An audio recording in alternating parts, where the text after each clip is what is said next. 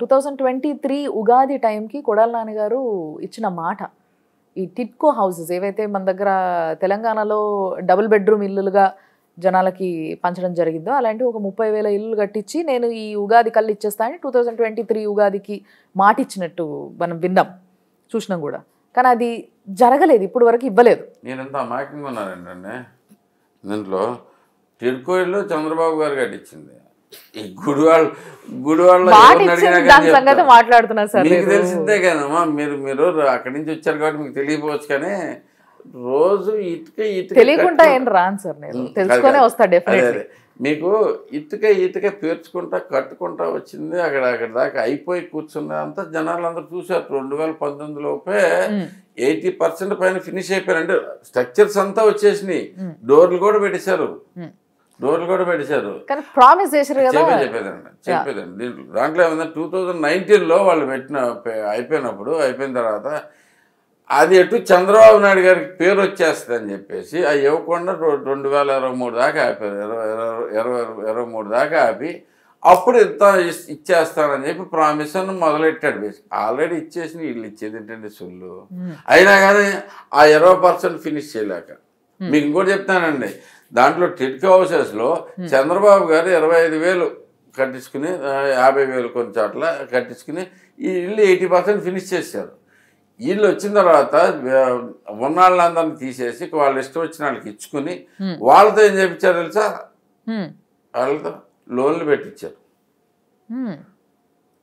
Government లోన్లు అవుతున్నాయి, బ్యాంకులో లోన్స్ అవుతున్నాయి.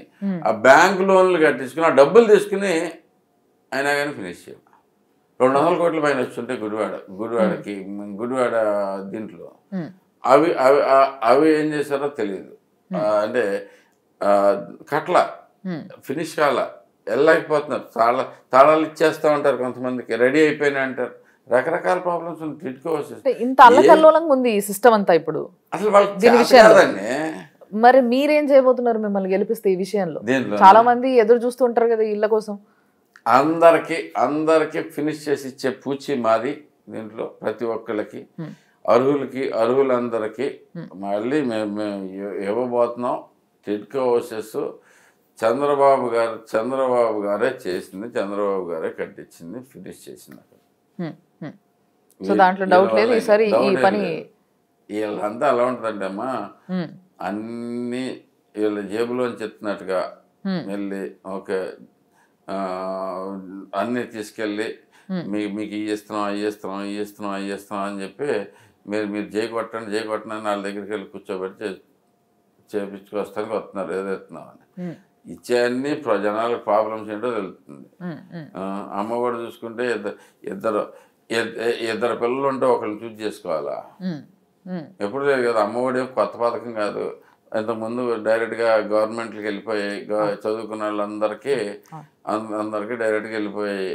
అవి ఏమైంది, ఇప్పుడు వీళ్ళ జేబులో వేసి మళ్ళీ వీళ్ళు కట్టకుండా జనాలను కన్ఫ్యూజ్ చేసి సాగుబడి చెవులు మోస్తున్నారు. అది సో ఇలాంటి పరిస్థితుల్లో ఉన్న గుడివాడని మిమ్మల్ని గెలిపిస్తే ఈ విధంగా మారుస్తా అని ఫైనల్గా మీరు ప్రజలకు చెప్పాలనుకుంటున్న ఏదైతే ఉందో, అంటే మీ అపీల్ ఏదైతే వెరీ ఇంపార్టెంట్, అది మీరు చేయాలి సార్.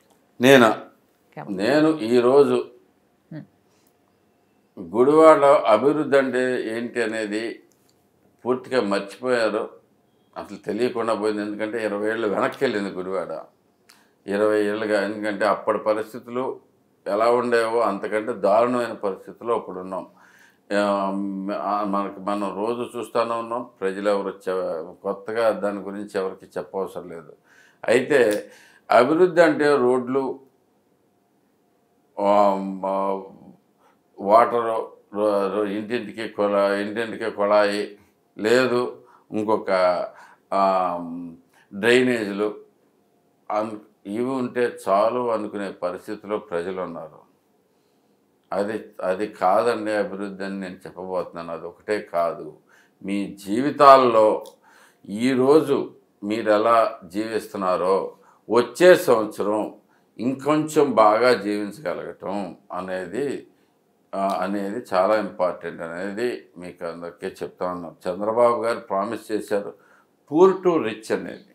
పూర్ టు రిచ్ అనేది ఏంటంటే 5 ఏళ్లలో ఆదాయం రెట్టింపు అవుద్ది మీకు అనేది. సో దానికి మార్గాలు ఏం చేయాలనేది. ఇప్పుడు ఏంటంటే అదే ఆదాయం మీద మనం కొన్ని సంవత్సరాల కింద ఇంకా అంటే రోజు అంటే రేట్లు పెరుగుతూ ఉంటే మనకి తగ్గిపోతూ ఉంటాం. సో మన జీవన స్థాయి పడిపోతూ ఉంటుంది రోజు రోజు. అది పెరగటం చేయటం అనేది అది చంద్రబాబు గారి ఆశ ధ్యేయం. నేను నా పర్సనల్గా నేను ప్రామిస్ చేసేది గుడివాడ ప్రజలకి ఏంటి అంటే, కనీసం గుడివాడకి 10,000 ఉద్యోగాలు నేను నెక్స్ట్ 5 ఇయర్స్లో తీసుకొస్తానని చెప్పేసి మీకు అందరికీ ప్రామిస్ చేస్తున్నాను. 10,000 ఉద్యోగాలు తీసుకొస్తంతో పాటు ఓకే ప్రతి ఒక్కరికి పని చేయగలిగిన ప్రతి ఒక్కరికి పని కల్పించే ఏర్పాట్ల మీద నేను నిమగ్నమై ఉంటాను. అది అభివృద్ధి అనేది చేసే ప్రతి ఒక్కరికి పని ఉండాలి. దాని మీద నేను పూర్తిగా వర్క్ చేస్తానని చెప్పి మీ అందరికీ ప్రామిస్ చేస్తూ ఉన్నాను. మనం అందరం నిజంగా ఎవరి కోసం ఎదురు చూడకుండా మనంతట మనమే బోల్డంత సంపాదించుకోగలిగే వెసులుబాటు చేయగలిగిన మనం రిచ్ అవ్వటానికి కావాల్సిన వాతావరణాన్ని క్రియేట్ చేసుకుని వస్తానని చెప్పి మీ అందరికీ ఇస్తున్నాను. ఇవి మీరు అనుకున్న అభివృద్ధి, రోడ్లు, డ్రైనేజీ అండ్ అది వాటర్ కాకుండా, నీళ్లు కాకుండా తాగునీరు ప్రతి ఒక్కరికి అందాలి. మీకు ఇంటింటికి కుళాయి చంద్రబాబు గారు అనౌన్స్ చేశారు. ఇవన్నీ కాక ఎక్స్ట్రాగా చెప్పినవి అవి నేను 10,000 ఉద్యోగాలు ఇప్పిస్తాను. చేయాలనుకున్న ప్రతి ఒక్కరికి మనకి అనే ప్రతి ఒక్కరికి చేయటానికి పని కల్పిస్తానని చెప్పి